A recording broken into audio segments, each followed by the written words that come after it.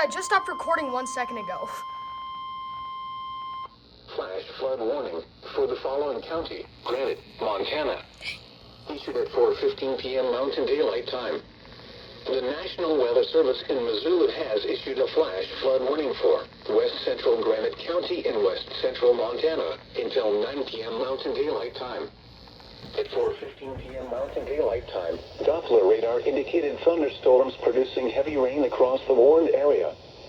Flash flooding is ongoing or expected to begin shortly. Hazard: flash flooding caused by thunderstorms. Source: radar indicated. Impact: flash flooding of small creeks and streams, urban areas, highways, streets and underpasses, as well as other poor drainage and low-lying areas.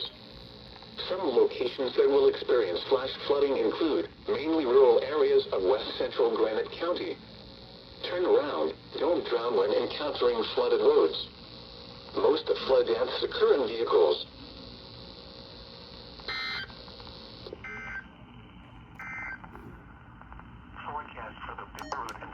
Wow.